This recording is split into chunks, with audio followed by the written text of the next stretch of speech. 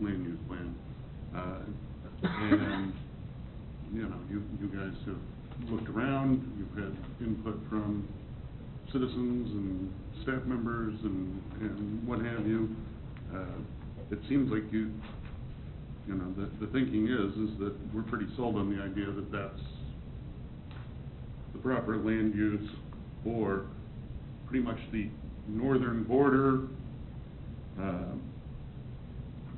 west side of Moonlight Road, all the way up to 175th Street. And this is kind of building off of, actually, if we go to the existing land use, it's not changing it considerably, but really looking at, I mean, what's in those areas now versus if you're looking at from a residential standpoint. I mean, those are not built-out areas now, so it would lend itself to the lower density residential in that area.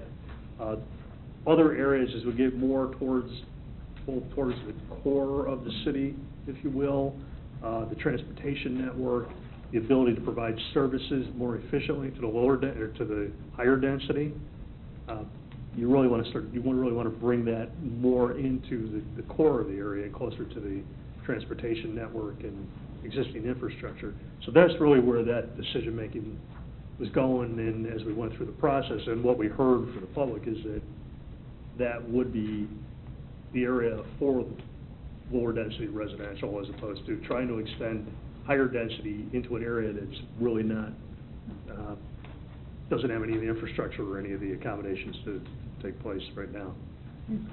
Okay. You know, you've talked about, this is something that you also heard from, you know, public interaction. How did we stack up among the cities where you're doing planning like this? Did we get... Greatest city I've ever worked in. Well,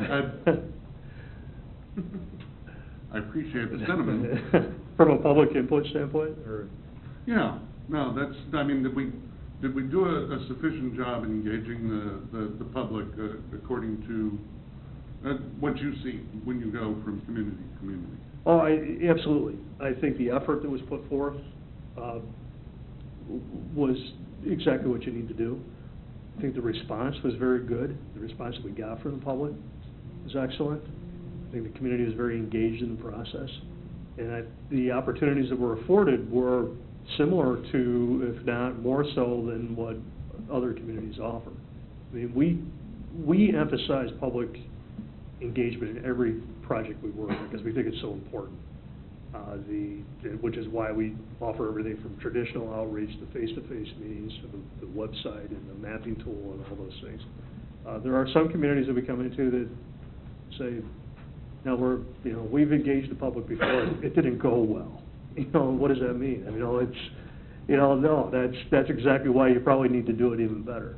And I think the city here did a great job of making sure that every avenue was put out there and every tool that we had to use was utilized.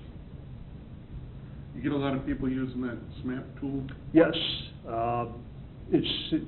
We offer it for free for all our clients, but it's really taken off into cities that are using it for other projects now.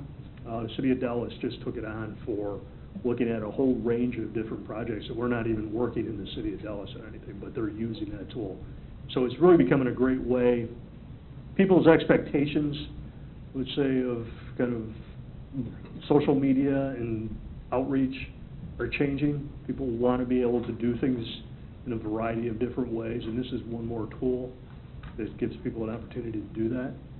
And so we're constantly modifying it, and I think it was really well utilized here, and I was really encouraged by the fact that people did embrace it. At the same time, we saw the people that came out that, you might have had people at meetings that did both. You might have had people at meetings that just did traditional outreach, but the mapping tool, we got positive comments and feedback for people that were using it. Some people asked questions on the website about it, and they were responsive to it. So it's a great tool, and if it's something you wanted to keep on using for something else, we'd certainly avail that to you.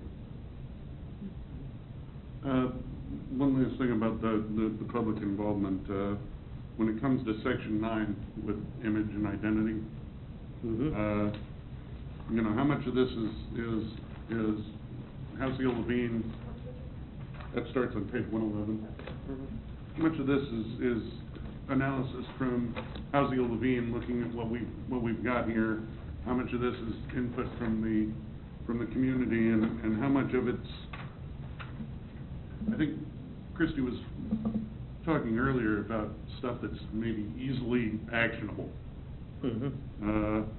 But, you know, being in a community that's grown so staggeringly fast, I do think we kind of struggle with the identity question sometimes. What are your thoughts coming away after looking at what we do have and what the community thinks?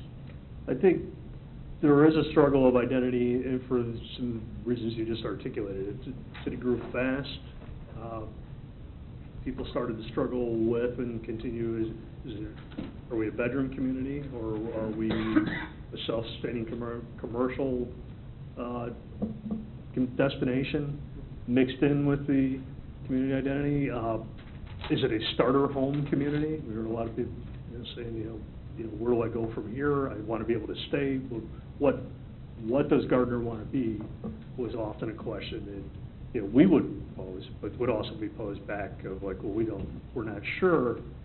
Some people very happy with maintaining as a residential bedroom community. Others feeling very strongly about the need for, you know, commercial development and including, you know, increasing the transportation access.